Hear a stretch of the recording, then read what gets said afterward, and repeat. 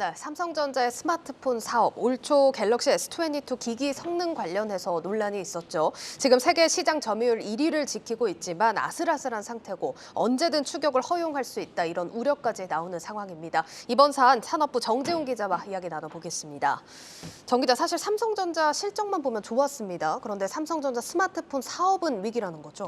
그렇습니다. 이제 지난해 가장 많이 팔린 스마트폰을 좀 살펴보면요. 네. 삼성전자가 1위를 차지하긴 했는데 예. 갤럭시 A12라는 그런 제품입니다. 연간 5,180만 대 정도 팔았는데 예. 여기에 평균 판매 단가, 그러니까 ASP라고 우리가 부르는데 $160 정도 수준입니다. 우리 돈으로 20만 원 이하죠. 그런데 세계에서 두 번째로 많이 팔린 스마트폰을 좀 살펴보면요. 아이폰 12입니다. 예. 애플이 만들었고 예. 4,170만 대 정도 팔았는데 가격 차이가 눈에 보이시나요? 예, 많이 $851로 5배 정도 차이가 납니다. 해당 조사에서 가장 많이 팔린 스마트폰 10순위까지 좀 보면 삼성전자의 프리미엄 스마트폰이 하나도 없다는 걸 확인할 수가 있습니다. 프리미엄 스마트폰이 S 시리즈로 표시가 되죠. 예. 그러니까 삼성전자가 스마트폰 점유율에서 좀 많이 팔고 있지만 이렇게 수익성이 안 나는 제품들만 많이 팔고 있다. 즉 증저가형 제품들이 주력이다 이렇게 볼 수가 있다는 겁니다. 예. 그래서 알겠습니다. 이제 올 네. 초에 이제 MX 사업부라고 이제 이름을 바꿨죠. IM 사업부에서 무선 사업 매출은 늘었는데 11% 정도, 영업이익은 13% 정도 감소를 했습니다. 네, 정작 중요한 이익은 지금 늘어나지 못하고 있는 상황이라는 겁니다. 자, 그런데 삼성전자 조만간 이제 프리미엄 폴더블 폰을 또 공개하게 됩니다. 여기서 이제 또 다른 혁신 제품들이 추가로 나오지 않을까 하는 예상들이 나오던데요, 지금? 그렇습니다. 이제 시장에서는 보통 이제 하반기에 지금 삼성전자 전략 스마트폰으로 이제 갤럭시 폴드와 갤럭시 플립 시리즈를 출시를 하고 있거든요. 네. 근데 여기 이 두 종에 더해서 약간 화면이 돌돌 말리는 뭐 롤러블 폰이라든지 아니면 두 번 접을 수 있는 뭐 Z 폴드 뭐 이런 것들을 판매하지 않을까라는 예상이 있었습니다. 네. 근데 저희가 이제 취재를 좀 해보니까 삼성전자는 사실 이번 하반기 7월에서 8월 사이에 내놓는 전략 스마트폰이 사실 그 폴드4와 플립4 두 종밖에 준비를 하고 있지 않은 상태입니다. 지난해 삼성전자 이제 폴더블폰 출하량은 800만 대 수준으로서 3년 전에 출시 첫 해에 100만 대도 못 미치는 판매량을 기록한 것에 비하면 괄목할 만한 정도로 이제 판매량 수치가 늘었지만 예. 이 글로벌 시장 전체에서 비교를 해보면 1,000만 대 이상은 팔아야 1% 정도의 보급률을 보이거든요. 예. 하긴 폴더블 폰이 많이 팔리고 있지만 지금도 사실 점유율 면에서 본다면 상당히 미미한 그런 수준이라고 볼 수 있습니다. 또 최근에 이제 반도체 부족과 원자재 값 상승으로 인해서 이 가격이 어떻게 합리적으로 좀 책정이 될까가 좀 관건이라고 볼 수 있습니다. 사실 폴더블폰 출하량이 늘어난 것도 지난해에 좀 가격 정책을 좀 저렴하게 했었기 때문이거든요. 예, 그렇군요.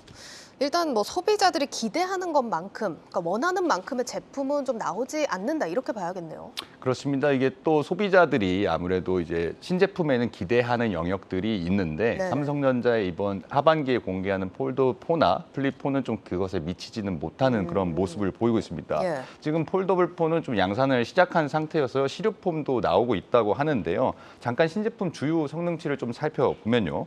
폴드4는 이제 카메라 성능이 S 시리즈 정도 또 이제 업그레이드가 되고 그렇지만 소비자들이 가장 기대하는 것은 이제 S펜을 내장 지원하냐 이것이었는데 예. 사실 이것은 지원을 하지 않는 것으로 좀 가닥이 좀 잡혔습니다.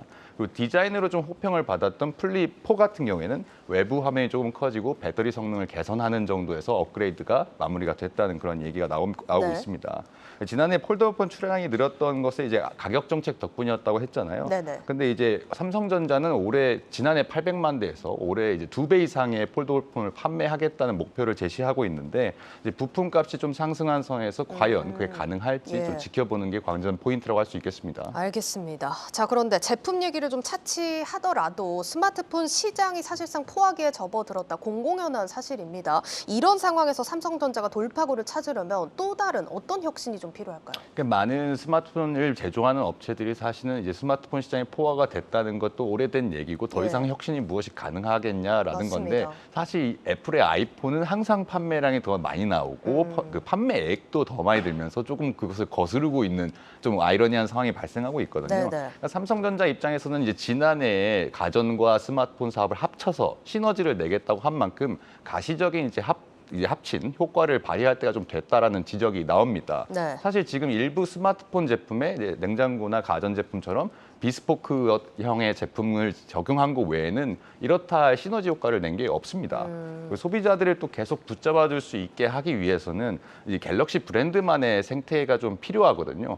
그 애플의 아이폰이 뭐 다른 기기와의 연동성이 좀 좋고 뭐 이런 생태계가 만들어진 것처럼 갤럭시도 이런 게 좀 필요한데 사실 이제 갤럭시 같은 경우에는 삼성전자는 운영체계 OS라고 부르는데 이것은 안드로이드, 구글의 안드로이드를 쓰고 있고 또 CPU, 애플리케이션 프로세서라고 하는 AP는 퀄컴 제품에 많이 의존을 하고 있습니다. 네. 그렇기 때문에 이제 자기만의 뭐 독자 브랜드로 뭔가를 해보기에는 좀 한계가 있다는 지적이 나오는 거죠. 그래서 지금 시장에서는 삼성전자가 자체 AP, 엑시노스보다 더 윗등급의 AP를 만들어서 뭐 2025년부터 더 독자적으로 적용한다 뭐 이런 루머도 좀 돌고 있는데 네. 사실 삼성전자 내부에서는 이거를 설계해서 내놓을 만한 인력 자체가 없는 내부에서는 그런 지적이 나오고 있습니다. 그렇기 때문에 그러기 위해서는 뭔가 반도체 팹리스 기업들 대규모 투자를 동반해서 M&A까지 진행시켜야 하는 그래야 이런 시나리오가 가능해지는 그런 얘기가 나오고 있습니다. 알겠습니다. 자, 삼성의 스마트폰 사업 짚어봤습니다. 단순히 매출이 늘었다고 좋아할 만한 상황은 아닌 것 같네요. 돌파구 마련 시급해 보입니다. 지금까지 산업부 정재홍 기자였습니다.